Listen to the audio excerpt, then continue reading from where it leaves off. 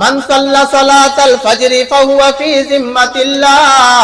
ও বান্দা, আল্লাহর হাবিব বলেন যে বান্দা তুমি ফজরের নামাজ জামাতের সাথে আদায় করো, আমি আল্লাহ রাব্বুল আলামিন তোমার সব কিছুর জিম্মাদার হয়ে যাব। আল্লাহু দিল দে জো তেরে इश्क के घर हो, अल्लाह दिल दे जो तेरे इश्क के घर हो, दाईमी रहमत के तेरे उस पे नजर हो, दाईमी रहमत के तेरे उस पे नजर हो, दिल दे के तेरे इश्क में ए हाल हो उसका, माशर का अगर शुरू हो तो बिना खबर हो, मा दर्द जहां गैर खुदा यार नदारी, मा दर्द जहां गैर खुदा यार नदारी, जुज याद खुदा ही चे दिगर कार नदारी, जुज याद खुदा ही चे दिगर কারে নাদারিন। ও বান্দা, তুমি ফজরের নামাজ জামাতের সাথে আদায় করো, আমি আল্লাহ রাব্বুল আলামিন তোমার জিন্দেগীর সব গুনাহ খাতাগুলো maaf করে দিব। দুনিয়ার জমিনের মানুষেরা আল্লাহকে তালাশ করে, কোথায় গেলে আমার মালিকরে পাওয়া যায়। ও বান্দা, এই শীতের মধ্যে, কনকনে শীতের মধ্যে ওযু বানাইয়া তুমি যখন ওই ফজরের নামাজের আগে 2 রাকাত তাহাজ্জুদের নামাজ পড়ে তোমার গুনাহের জন্য, ও বান্দা তুমি জীবনে অনেক নামাজ পড়ো নাই, গাফলতি করেছো, নামাজ কালাম ঠিক মতন পড়ো নাই, সমস্ত গুনাহের জন্য যদি বান্দা ওই গভীর রাতে যদি উঠা 2 চোখের ফোঁটা যদি আমার মালিকের কাছে দিতে পারো, ওই মালিক তোমার আমার জিন্দেগীর সব গুনাহ খাতাগুলো maaf করে দিবে। এই জন্য আল্লাহর হাবিব বলেন যে মান সাল্লা সালাতাল ফজরি ফাহুয়া ফি জিম্মাতিল্লাহ। ও বান্দা, তুমি ফজরের নামাজ জামাতের সাথে আদায় করো। महबूब खुदा सल्ले अला नाम मुहम्मद, आँखों का जिया दिल का जिला नाम मुहम्मद, आँखों का जिया दिल का जिला नाम मुहम्मद, सरकार दो आलम पे मेरे जान फिदा हो, सरकार दो आलम पे मेरे जान फिदा हो, कुर्बान मेरे वालिदाए नब के ऊपर हो, कुर्बान मेरे वालिदाए नब के ऊपर हो, तू सैयद रसूल है और खातमुन नबी, तो सैयद रसूल है और खातमुन नबी, उम्मती उम्मती होगी तस्बीह तेरी, उम्मती उम्मती होगी तस्बीह तेरी। अल्हम्दुलिल्लाह, अल्लाह रब्बुल आलमीনের দরবারে অসংখ্য অগণিত শুকর আদায় করি যে আল্লাহ রব্বুল আলামিন আমাকে আপনাকে হাজার লোক থেকে বাছাই করে জান্নাতের এই বাগানের মধ্যে আসার এবং বসার জন্য আল্লাহ রাব্বুল আলামিন আমাকে আপনাকে কবুল করেছেন।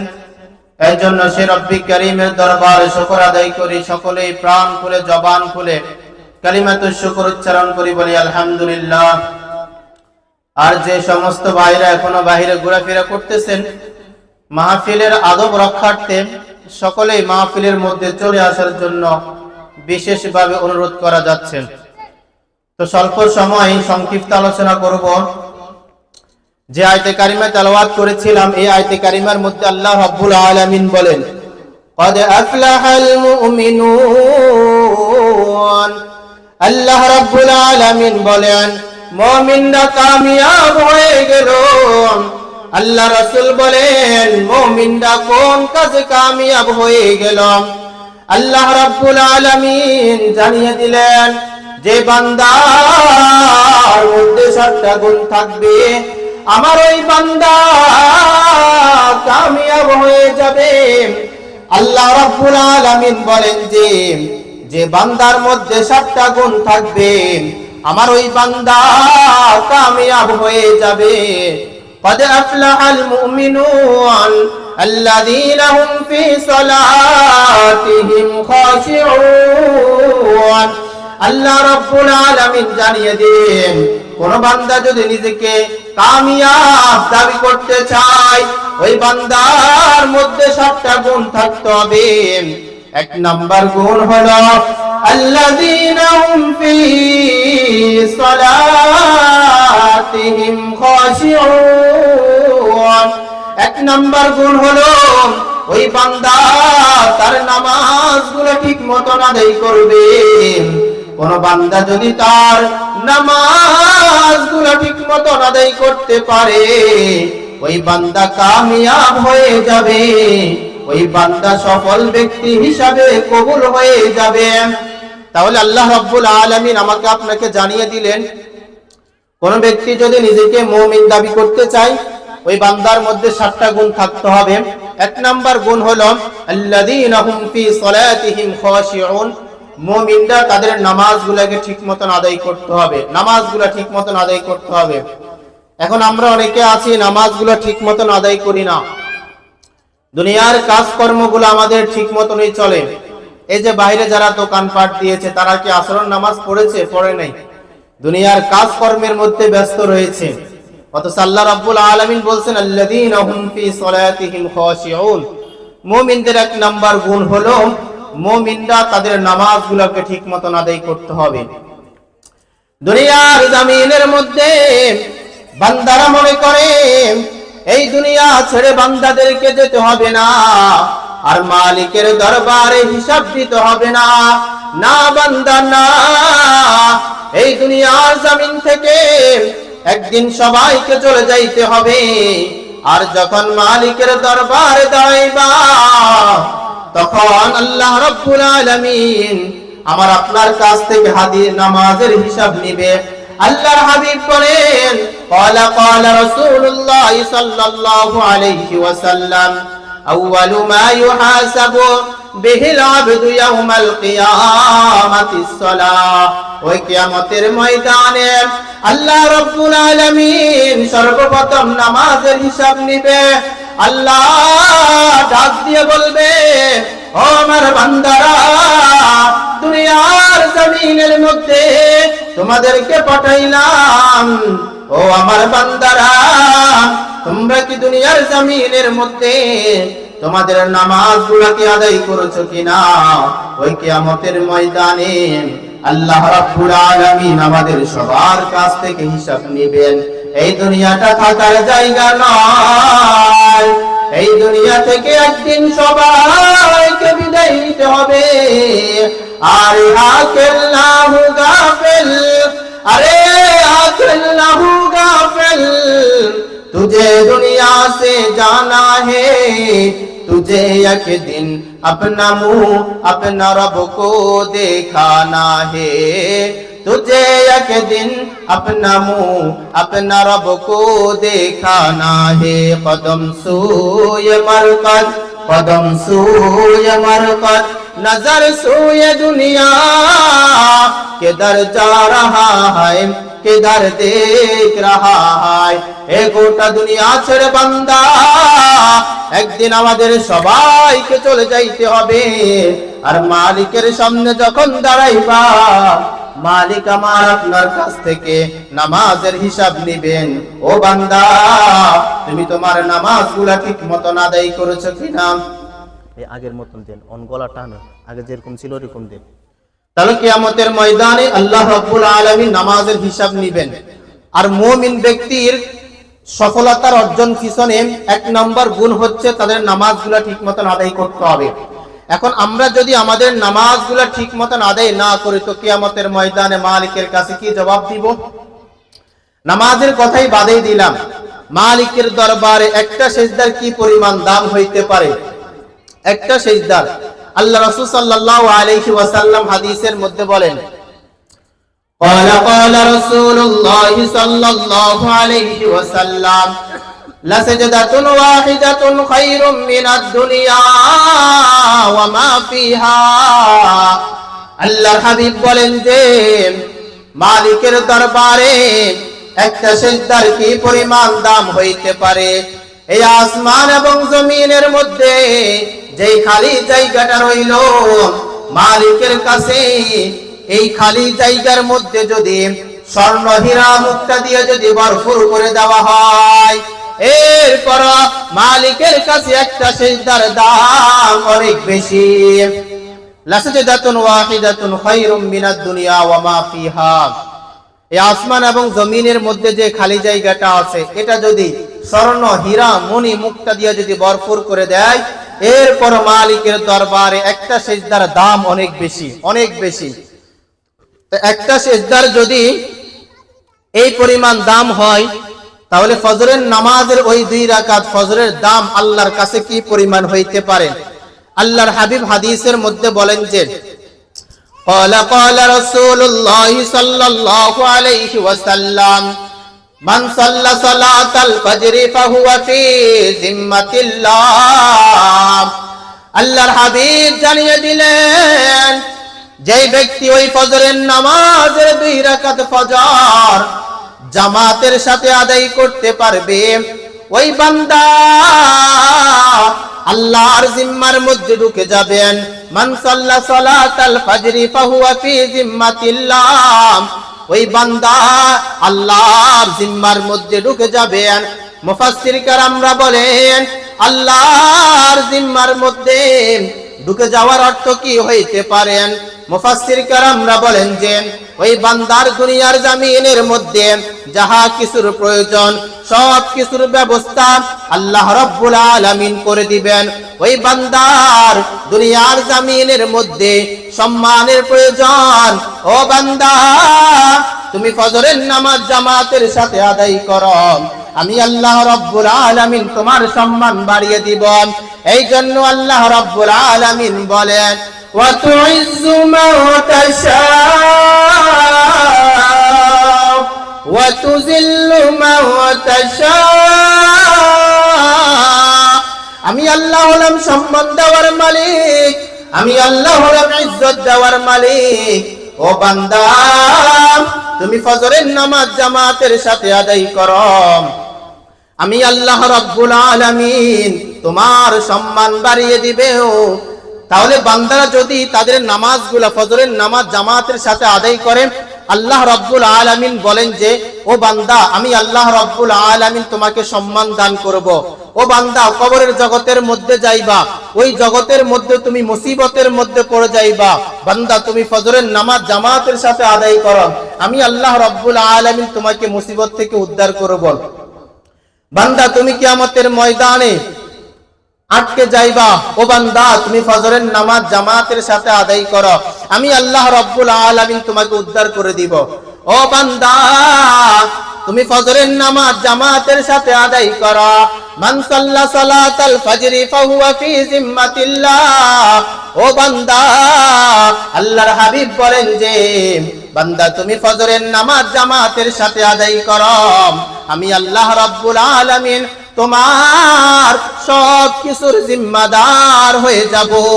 আল্লাহু দিল দে জো তেরে इश्क के घर हो, अल्लाह दिल दे जो तेरे इश्क के घर हो, दाईमी रहमत के तेरे उस पे नजर हो, दाईमी रहमत के तेरे उस पे नजर हो, दिल दे के तेरे इश्क में ए हाल हो उसका, माशर का अगर शुरू हो तो बिना खबर हो, मा दर्द जहां गैर खुदा यार नदारी, मा दर्द जहां गैर खुदा यार नदारी, जुज याद खुदा ही चे दिगर कार नदारी, जुज याद खुदा ही चे दिगर কারে নাদারিন।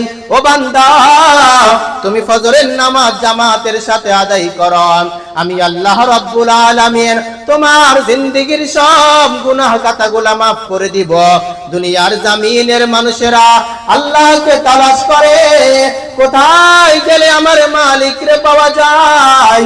ও বান্দা এই শীতের মধ্যে, কনকনে শীতের মধ্যে ওযু বানাইয়া তুমি যখন ওই ফজরের নামাজের আগে 2 রাকাত তাহাজ্জুদের নামাজ পড়ে তোমার গুনাহের জন্য, ও বান্দা তুমি জীবনে অনেক নামাজ পড়ো নাই, গাফলতি করেছো, নামাজ কালাম ঠিক মতন পড়ো নাই, সমস্ত গুনাহের জন্য যদি বান্দা ওই গভীর রাতে যদি উঠা 2 চোখের ফোঁটা যদি আমার মালিকের কাছে দিতে পারো, ওই মালিক তোমার আমার জিন্দেগির সব গুনাহ খাতাগুলো maaf করে দিবে। এই জন্য আল্লাহর হাবিব বলেন যে মান সাল্লা সালাতাল ফাজরি ফাহুয়া ফি জিম্মাতিল্লাহ। ও বান্দা তুমি ফজরের নামাজ জামাতের সাথে আদায় করো।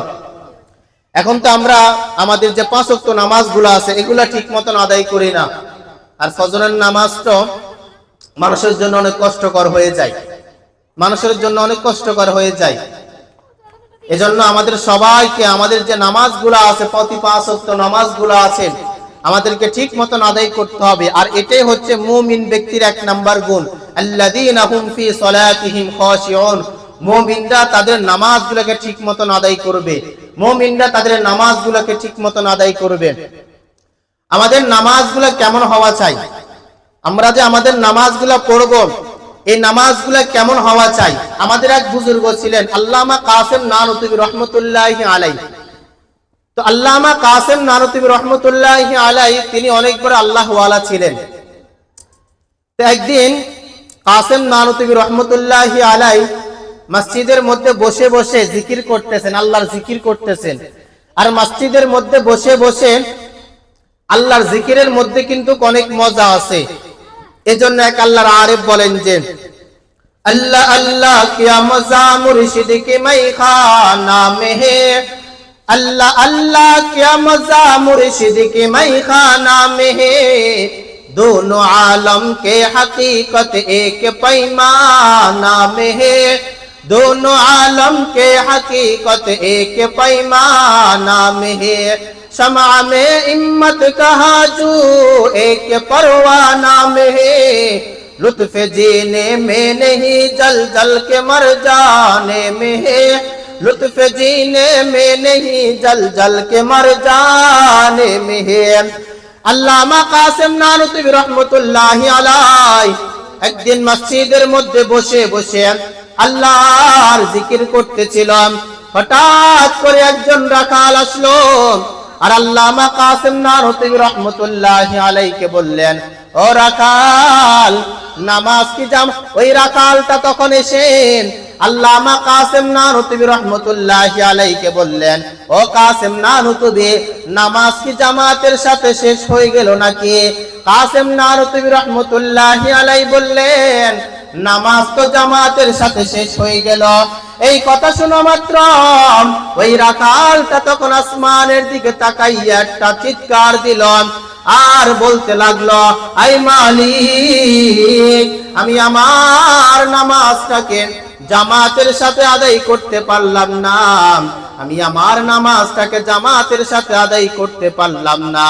দুনিয়ার জমিনের মধ্যে আমাদের মধ্যে এমন মানুষ রইল যারা নামাজ ঠিক মতন আদায় করে না, নামাজ যে ছুটে যায় এটাও নিয়ে চিন্তা করে না যে আমার 1 ওয়াক্ত নামাজ ছুটে যায়, আমি আমার নামাজটা আদায় করি নাই, 1 ওয়াক্ত নামাজ ছুটে গিয়েছে।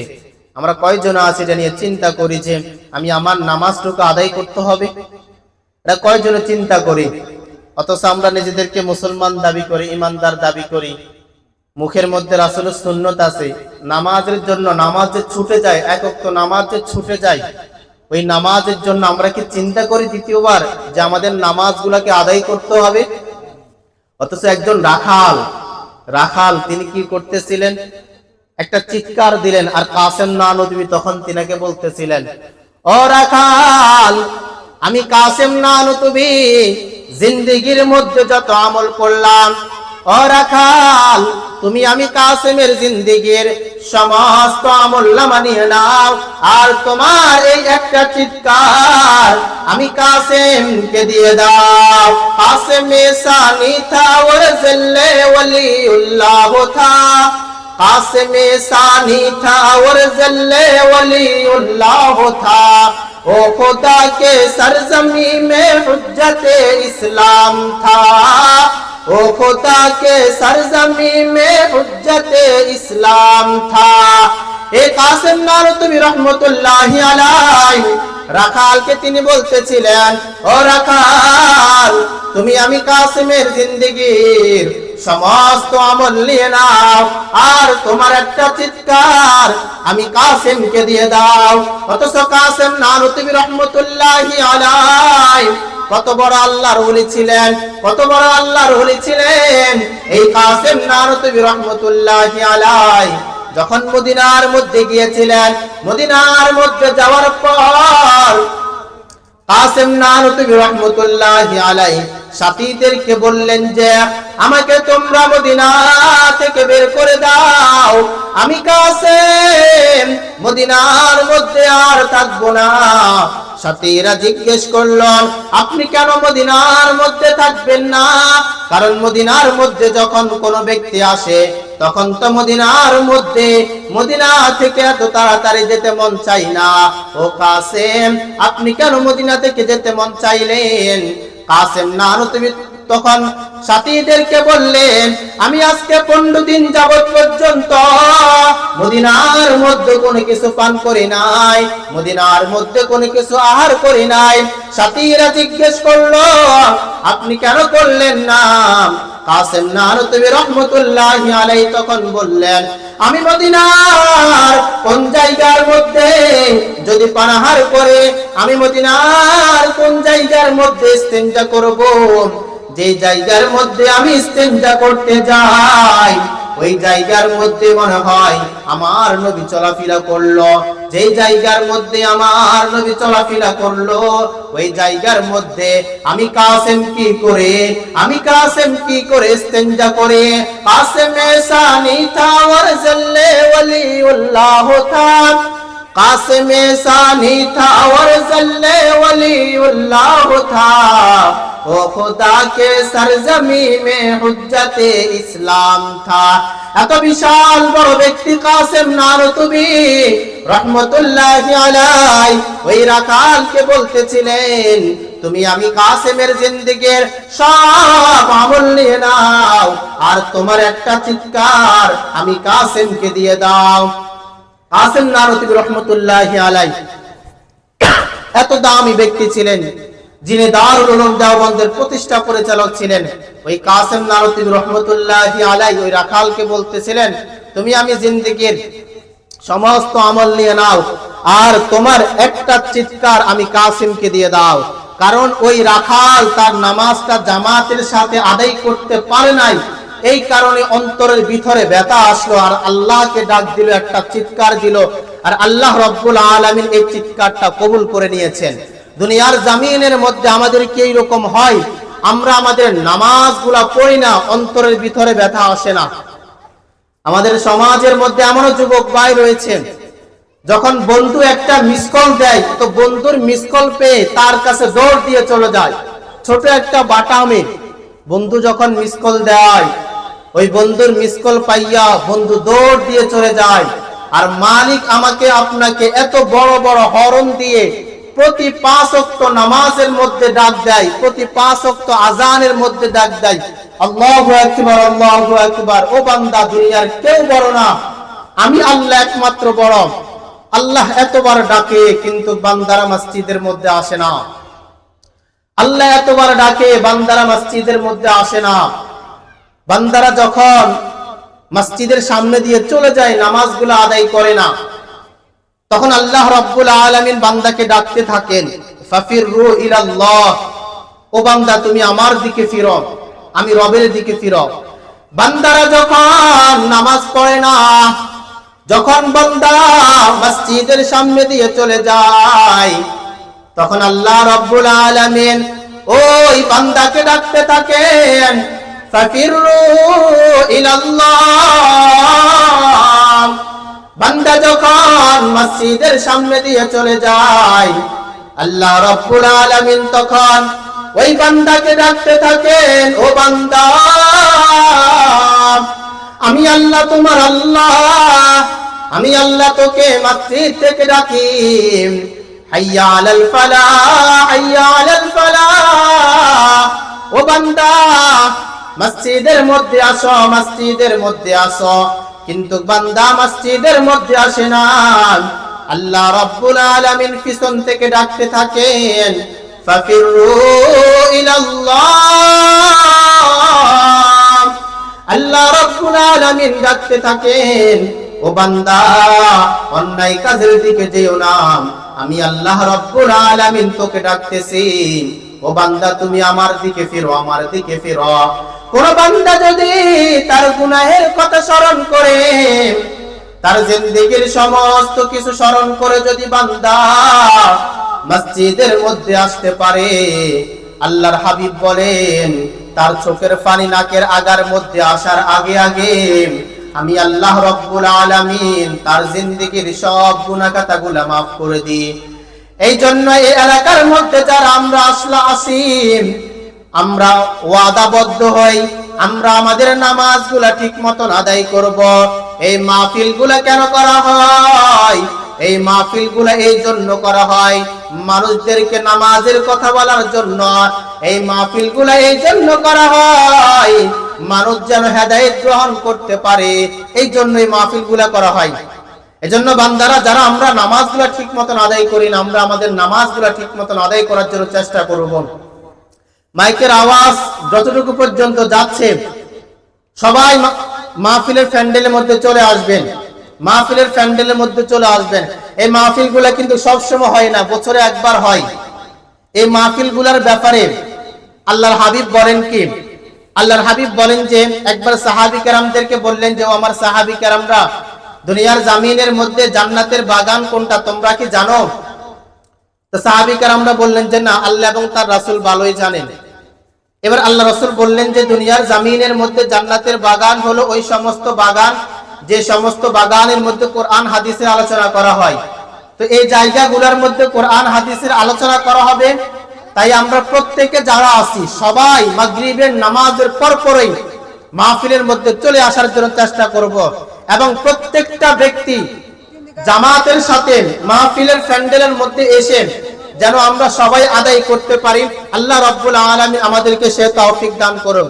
তো আমি ছোট্ট একটা আয়াত তেলাওয়াত করেছিলাম, আয়াতের অর্থ বলে শেষ করে দিচ্ছি। আল্লাহ রাব্বুল আলামিন আমাদেরকে জানিয়ে দিলেন, কদ আফলাহাল মুমিনুন, মুমিনরা কামিয়াব হয়ে গিয়েছে। তো মুমিনরা কামিয়াব কখন হবে? যখন তার মধ্যে 7টা গুণ থাকবে। 1 নাম্বার গুণ হলো আল্লাযীনা হুম ফি সালাতিহিম খাশিউন, যে মুমিন বান্দারা তাদের নামাজগুলোকে ঠিকমতো আদায় করবে। মুমিন বান্দারা তাদের নামাজগুলোকে ঠিকমতো আদায় করবে। তাহলে কোন মুমিন বান্দা যদি তাদের নামাজগুলো ঠিকমতো আদায় করতে পারে, ওই ব্যক্তি নিজেকে মুমিন বলে দাবি করতে পারবে। আর কোন বান্দা যদি নামাজ অর্জন না করতে পারে, নামাজ না পড়ে, ওই ব্যক্তি কখনোই নিজেকে মুমিন বলে দাবি করতে পারবে না। আল্লাহ রাব্বুল আলামিন আমাদের সবাইকে প্রতি 5 ওয়াক্ত নামাজ জামাতের সাথে আদায় করার তৌফিক দান করুক।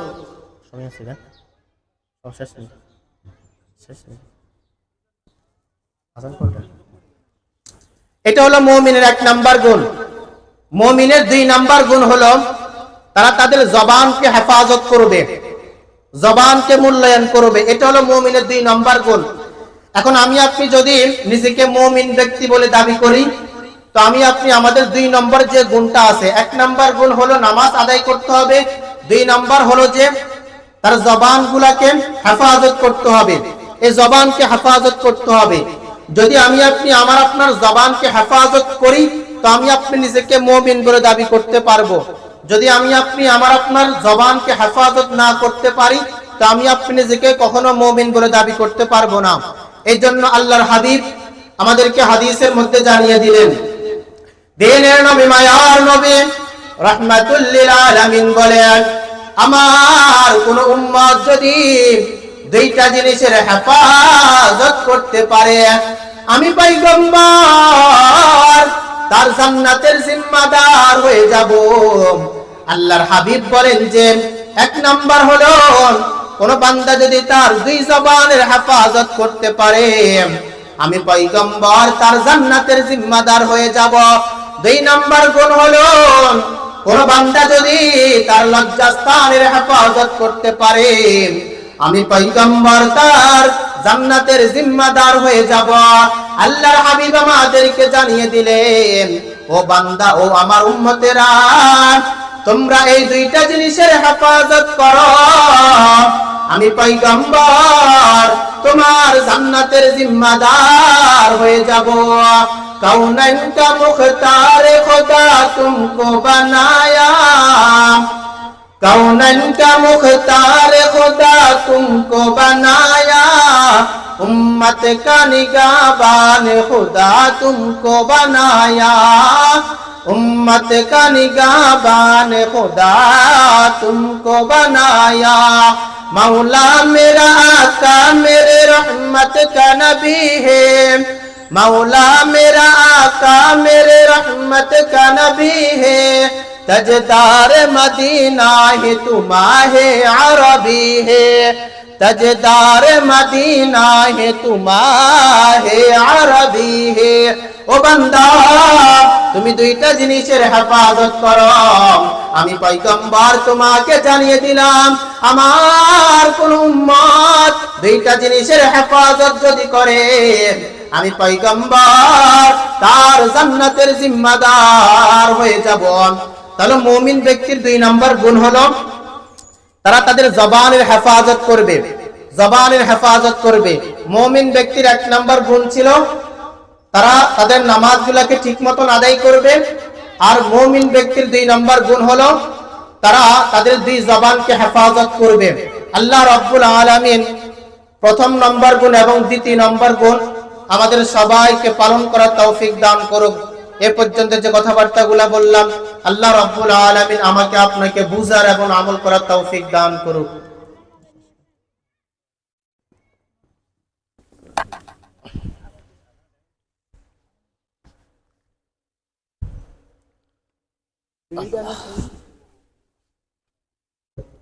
আলহামদুলিল্লাহ, আমাদের দ্বিতীয় অধিবেশন শেষ হয়েছে। এখন মাগরিবের আজান